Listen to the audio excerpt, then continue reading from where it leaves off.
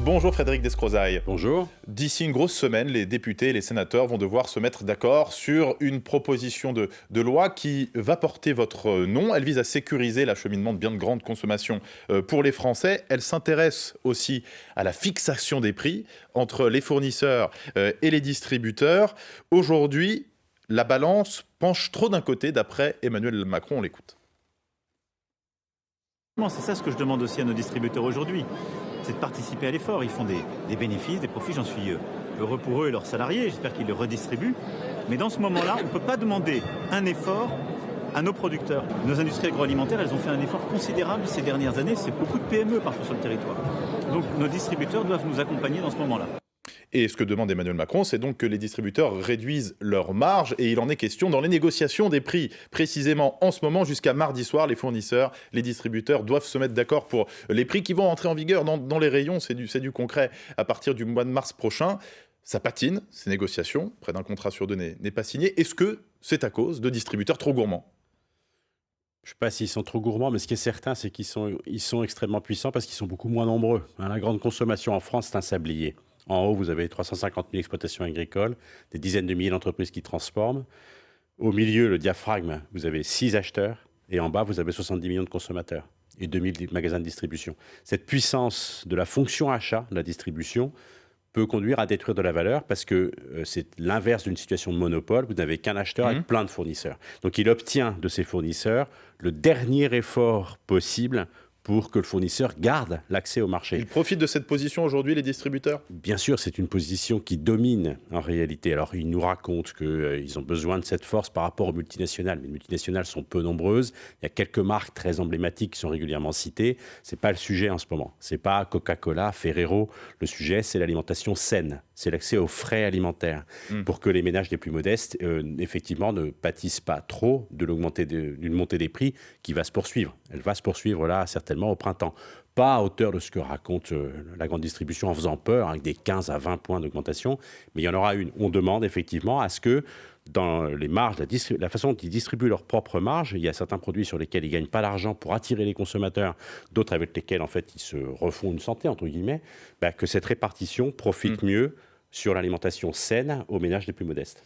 Donc vous dites, les prix vont augmenter. Vous faites partie de ceux qui craignent un mur de l'inflation en mars ? Non, je ne crains pas de mur de l'inflation. Je pense qu'il y aura une augmentation de quelques points. De qui se le disait à l'instant, il y a à peu près un contrat sur deux qui a été signé. C'est une moyenne. Pour certains distributeurs, on n'est même pas à 10%. Et pour d'autres, on est à 60-70%. Mais ce contrat sur deux, les hausses qu'ont passées les industriels, c'est 8-9 points.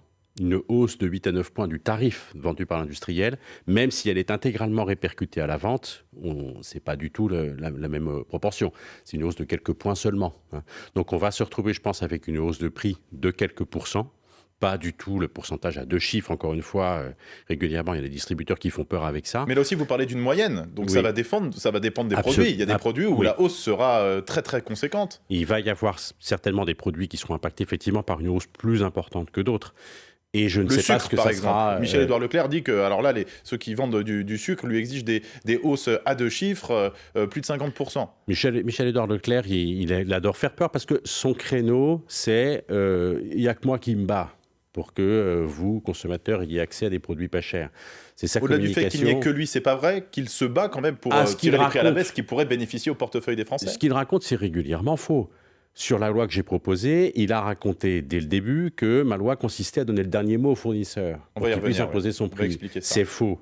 Et quand il parle, moi, à chaque fois, j'ai l'impression que c'est un ministre qui a pris la parole parce que c'est repris par tout le monde, sans contestation, sans vérifier ce qu'il dit. Mais de fait, il a beaucoup de pouvoir, et notamment pour fixer les prix et les tirer au plus bas pour les consommateurs. Oui, mais très bien. Mais avec ça, il joue son intérêt. Il ne faut pas se tromper. Un magasin Leclerc, il gagne de l'argent. C'est bon. C'est-à-dire que, ok, c'est bien, il a ce positionnement corporate de faire le moins cher possible, mais il parle au nom de son propre métier et il défend ses intérêts, ce qui est normal. Mais il faut qu'il arrête de faire croire qu'il parle au nom de l'intérêt de la nation. C'est faux. Mais alors, selon la Fédération du commerce, les contrats qui n'ont pas été signés, c'est plutôt avec les gros industriels. 90% des contrats avec les PME ont été signés.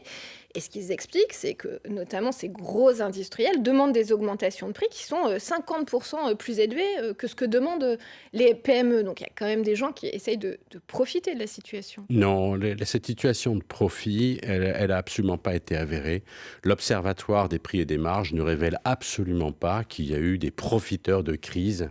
Ça, c'est une étude qui a été faite sur la situation du marché antérieurement.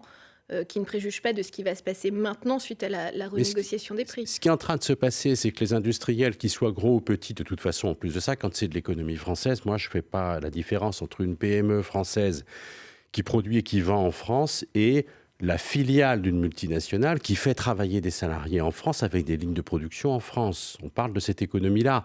Quand Unilever est régulièrement cité en disant c'est un taux de profitabilité à 2 chiffres indécent de 16%, oui, mais c'est 2% en France. La France est le pays c'est de réputation internationale où le rendement des capitaux dans l'industrie, de la grande consommation, ce rendement est le plus faible. Donc, ils essayent de rattraper une année qui leur a coûté très cher, les industriels. Et les fameuses PME qui fournissent des marques de distributeurs, effectivement, ont mieux passé leur hausse de prix en 2022. C'est-à-dire que les distributeurs, ce qu'ils font depuis un an, c'est qu'ils se battent avec les marques qui ne leur appartiennent pas. Ils se battent entre eux pour attirer les consommateurs sur les marques qui ne leur appartiennent pas. Et ils ont beaucoup mieux passé les hausses de prix sur leurs propres marques, les MDD. Alors que le mouvement de la consommation, c'est d'aller vers les MDD. Donc, faut pas... Marques distributeurs. Oui, les marques de distributeurs, pardon. Donc, il ne faut pas se laisser impressionner par le discours des distributeurs. Ils nous font peur, mais ils défendent leurs propres intérêts. Ils le font très bien. Bon. On en profite parce que cette puissance profite aux consommateurs, parce qu'ils obtiennent... En fait, ils font passer des gains de productivité dans les prix dont nous profitons comme consommateurs. Il ne faut pas juste se laisser impressionner. C'est une question d'équilibre. Il est normal que les industriels dégagent suffisamment de résultats pour investir et pour rémunérer. Et aujourd'hui, d'après vous, le rapport de force est déséquilibré, on l'a bien compris, et donc vous proposez de changer les choses. On va y venir dans un instant, expliquer cette loi qui se profile. Ce sera juste après le fil info, 8h40, Diane Ferchit. Le ministre de la Transition écologique, Christophe Béchu, appelle dans le journal du dimanche à la planification, l'anticipation sur la ressource en eau. Il recevra demain les préfets qui coordonnent les 7 grands bassins du territoire. Selon le ministre, on aura entre 10 et 40% d'eau disponible en moins dans les années qui viennent. Dans l'affaire Pierre Palmade, le volet qui concerne les soupçons de détention d'images pédopornographiques, un des 2 hommes gardés à vue est mis en examen. Placé en détention provisoire, le second homme est lui ressorti libre. Nom de code Orion. Pour l'exercice mené par 7000 militaires français dans le sud, ce week-end, ils s'entraînent sur un scénario similaire à celui de l'invasion de l'Ukraine par la Russie. Aujourd'hui, ils débarqueront sur les plages de Sète, un exercice qui va durer jusqu'à fin avril, début mai. Il va s'achever en Champagne. Le 15 de France de rugby espère bien renouer avec le succès dans le tournoi Destination. Premier match à domicile au Stade de France pour les tricolores. Ils affrontent l'Écosse, des Bleus qui ont encore une chance de remporter le tournoi en cas de faux pas des Irlandais. France-Écosse, coup d'envoi de la rencontre à 16h. France Info. Le 8-30 France Info, Julie-Marie Lecomte, Jules Dequisse. Frédéric Descrozaille, député Renaissance, est l'invité de France Info ce matin. Vous portez donc cette proposition pour modifier le rapport de force que vous jugez déséquilibré en ce moment entre les fournisseurs et les distributeurs dans la fixation des prix.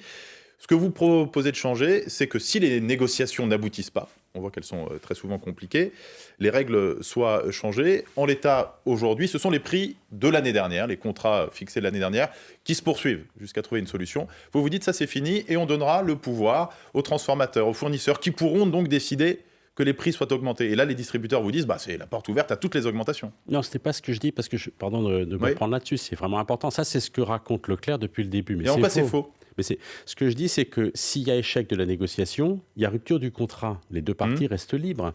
Mais il n'y en a aucune qui impose quoi que ce soit à l'autre. Dans la situation actuelle, vous l'avez rappelé... Et après la médiation voilà, il y a un mois de médiation. Qui l'a fait cette médiation d'ailleurs ? Pardon ? Qui l'a fait cette médiation ? C'est à la demande de alors dans le texte de loi, c'est la partie la plus diligente. En réalité, l'une des 2 parties peut refuser. Donc, on n'est pas d'accord tous les 2. Je fais appel au médiateur. Vous pouvez dire, mais moi, je ne veux pas. Mais si vous ne vous y opposez...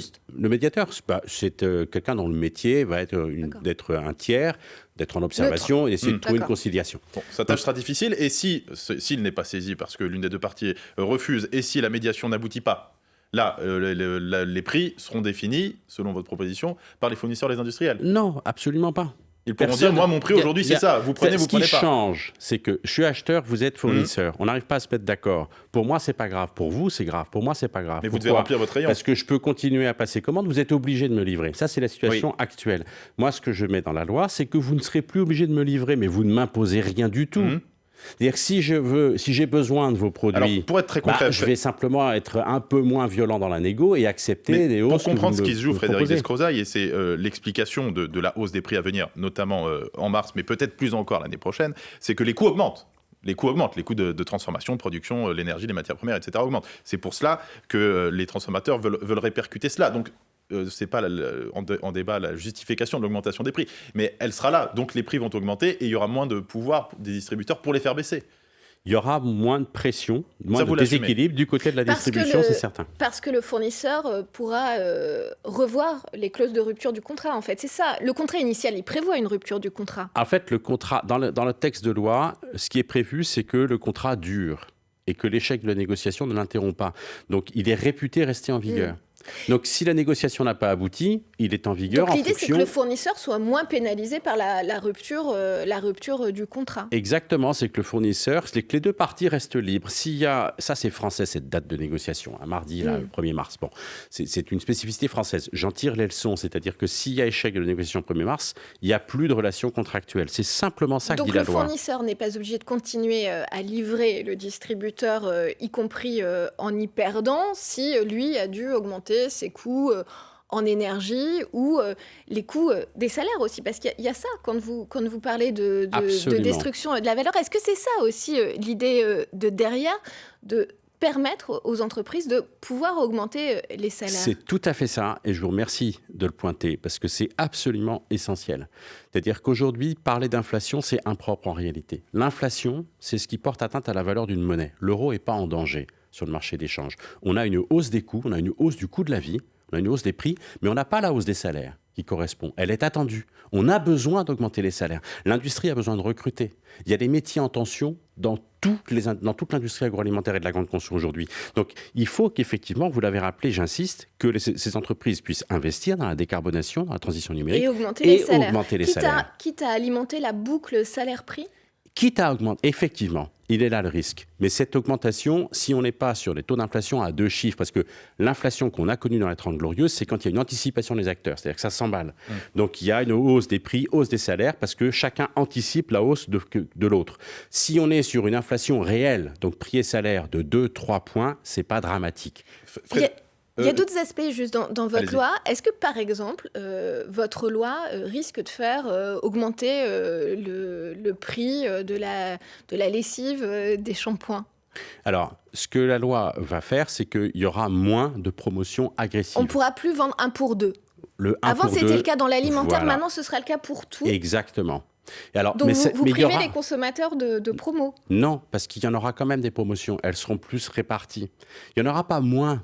En réalité, je pense même que je sauve les promos avec cet encadrement. Parce que les promos très, très agressives, typiquement sur les lessives, vous l'avez cité, ou sur les couches, elles le sont tellement agressives. Parfois, c'est moins 80%, moins 90%, qu'il n'y a plus de fournisseurs qui peuvent accepter ça. Et vous nettoyez, entre guillemets, le marché. Vous n'avez plus de petits opérateurs qui ne peuvent absolument pas supporter ça. Et les gros finissent par dire non. Donc, en fait, mais il n'y en aura pas moins des promos. Elles seront mieux réparties. Il y a une autre question que pose la loi, en tout cas telle qu'elle a été réécrite par les sénateurs. C'est la question du seuil de revente à perte. Finalement, bon, ils ont maintenu l'obligation pour les supermarchés de vendre les produits 10% de plus que ce qu'ils ne les ont achetés, mais cette obligation n'est pas maintenue en revanche pour les légumes et les fruits frais. On a le sentiment que c'est un coup de poignard dans le dos du monde agricole, ça. Non, parce qu'en fait, alors c'est un petit peu compliqué. Il y a une partie du frais alimentaire qui n'en veut pas de ce seuil de revente à perte majoré. Pour des raisons qui sont compliquées, c'est spécifique. Oui, mais c'est-à-dire que là, on est sur des dynamiques de vente qui sont particulières parce qu'on est vraiment sur le frais alimentaire, durée de vie des produits très très courte. Et donc, il y a des opérateurs agricoles qui disent, mais nous, en fait, ce seuil de revente à perte, c'est nous qui l'avons payé. Donc, ils n'en veulent pas. Mais moi, ce que je veux vraiment, je fais confiance aux sénateurs, je pense qu'on arrivera à se mettre d'accord. Je veux pas qu'il y ait dans la loi la référence aux fruits et légumes. Ce qu'il y aura comme référence, c'est qu'une interprofession, une filière pourra demander à ne pas se faire appliquer ce seuil de revente à perte, mais la filière avec tous les acteurs représentés dedans. Je ne pense pas qu'il faille que le législateur se substitue à ce dialogue interne aux filières. Frédéric Descrozaille, on en est où du panier anti-inflation promis par le gouvernement? Il y a déjà des grandes enseignes qui font leur communication là-dessus, qui mettent chacune leur panier anti-inflation en place, des produits donc à prix réduit, et le gouvernement en a promis un, on en est où? Alors, comme vous le savez, Bruno Le Maire a annoncé qu'il donnait aux distributeurs jusqu'à mi-mars pour qu'il y ait quelque chose qui soit proposé par les distributeurs. Je crois qu'Olivia Grégoire attend d'eux des propositions, là, tout de suite. Je crois qu'ils avaient jusqu'à vendredi pour transmettre. Aujourd'hui, je n'ai pas connaissance de ça. La difficulté de ce panier anti-inflation, c'est que si on le fait en tant que tel, on va se retrouver avec du premier prix et de l'importation. Et ça, c'est assez grave. Vous voulez veiller à la qualité des produits, vous? Exactement. D'ailleurs, moi, à titre personnel, je serais assez favorable à ce qu'il y ait quasiment un cahier des charges qui soit transmis aux distributeurs pour qu'effectivement chacun, avec ses propres marques et avec sa propre stratégie, propose un panier sain d'alimentation pour nourrir une famille, des enfants, avoir des repas équilibrés. Ça va prendre du temps, tout ça. En attendant, les Français vont continuer à payer trop cher pour certains qui n'ont pas beaucoup de moyens. Je ne pense pas que il n'y a pas de raison que ça prenne tellement de temps. Parce qu'en fait, les distributeurs, là, on touche à leur métier qui est la péréquation entre les marges. C'est ce que je vous disais tout à l'heure. Le commerce, c'est quoi? C'est j'achète 5, je perds sur 4, je me refais sur le 5e. C'est ça leur métier. Donc, en fait, cette répartition entre les marges, ce sur quoi ils perdent de l'argent ou ils en gagnent très peu, et ce sur quoi ils se font leurs résultats, ils peuvent en fait le bousculer, le varier, ça, le mieux le répartir. Et la caractéristique française, donc ça peut arriver vite. Oui, sur le frais alimentaire, les distributeurs margent plutôt pas mal. Et un dernier mot sur les carburants. Total, qui limite à 1,99 € le prix de ces carburants jusqu'à la fin de l'année. C'est suffisant, pas suffisant? Aujourd'hui, les prix en moyenne sont en dessous de ça, donc pour l'instant, ça ne coûte rien Total. Oui, je ne saurais pas vous dire si c'est suffisant ou pas suffisant. Ce que je peux vous dire, c'est que c'est vital. J'ai plein de collègues. Moi, je suis un député. Et une ristourne de l'État. Pardon? Une ristourne de l'État aussi, ça avait été très efficace à la fin Ça de l'année. avait été très efficace. Là, la lutte du gouvernement contre la vie chère, c'est 46 milliards d'euros en 2023. C'est quand même énorme. On peut plus se le permettre. On est quand même le pays qui lutte le mieux contre cette hausse du coût de la vie. Mais le déplacement, le carburant, c'est absolument vital, particulièrement en milieu rural. Merci à vous, Frédéric Descrozaille, député Merci. Renaissance, invité du 8h30 France Info.